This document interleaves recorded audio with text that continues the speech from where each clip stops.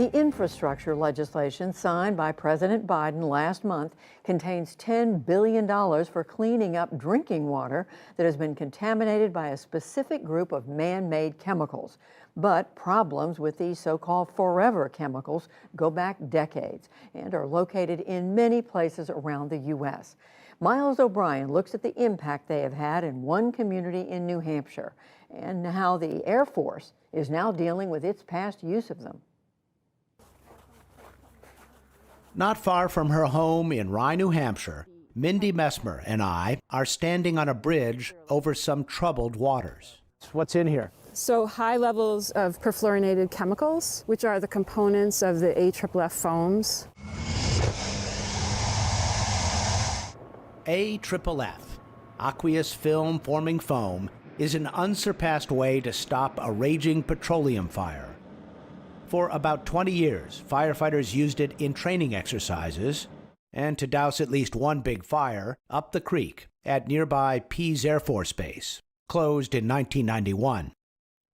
The foam is water and oil repellent thanks to perfluorinated chemicals, more commonly known as PFAS, now linked to a host of serious human health issues and possibly cancer. Would you eat a fish caught out of this creek? I would not. The levels of PFAS are too high. We know that the PFAS and some of the PFAS compounds sorb into the fish bodies in particular. Before the pandemic, she prepared a sample for me to bring to biogeochemist Elsie Sunderland at Harvard University.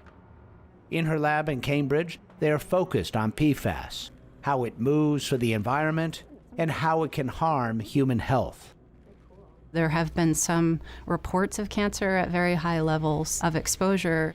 There's also a whole suite of other impacts: obesity, risk of diabetes, cardiovascular disease. A whole suite of health outcomes that we're quite concerned about are associated with exposures to these compounds.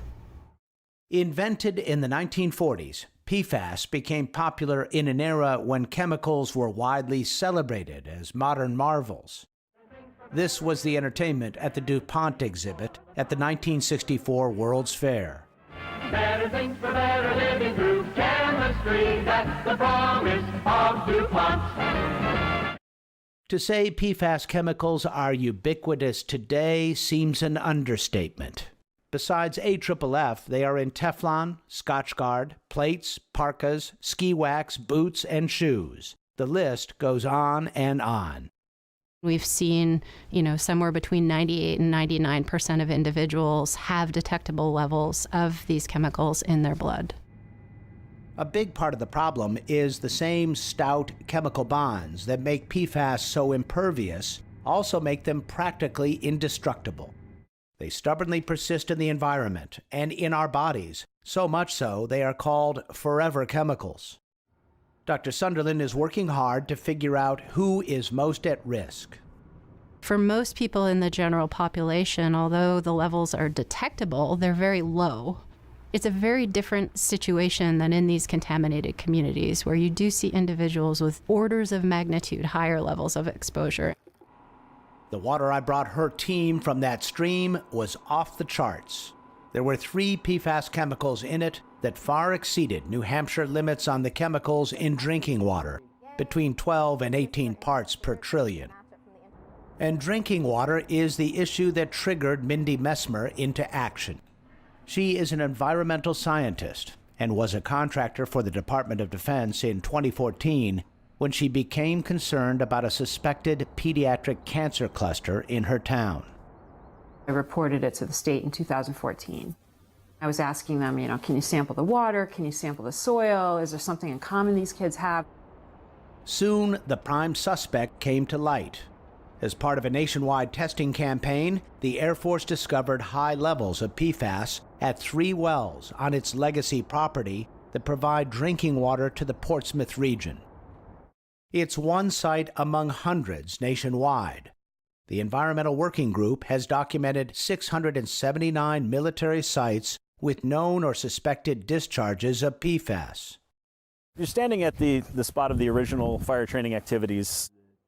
When I met him at Pease, Roger Walton was the environmental coordinator for the Base Realignment and Closure Division of the Air Force. He took me to the place where firefighters sprayed all that PFAS-tainted foam for all those years. Unaware of the danger, they sprayed the foam very close to a 2-century-old well that can generate 1 million gallons of water per day.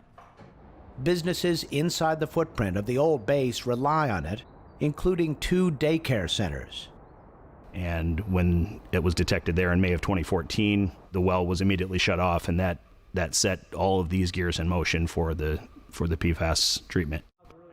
The Air Force built an elaborate system of pumps, pipes, and tanks to remove PFAS from the groundwater.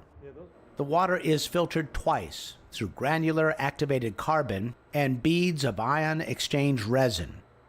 By August of 2021, they had removed enough PFAS from groundwater to reopen that well. But some nagging questions linger. There are more than 9,000 distinct formulations of perfluorinated chemicals, but they are regulated individually. So in this case, they are looking for only 4 types of PFAS, those that have limits set by the state. There's a lot we don't know about whether or not those other things are slipping through the treatment systems or whether they're being treated. We don't even know what the other chemicals could be in those samples, as they come out of the treatment systems.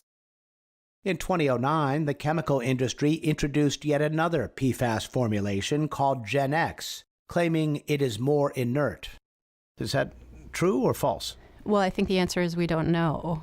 We simply haven't had the time to study Gen X to say conclusively what the health outcomes are associated with exposures for human populations.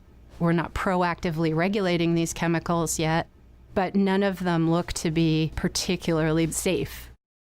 In October, the Biden Environmental Protection Agency announced a roadmap toward federal drinking water limits for PFAS.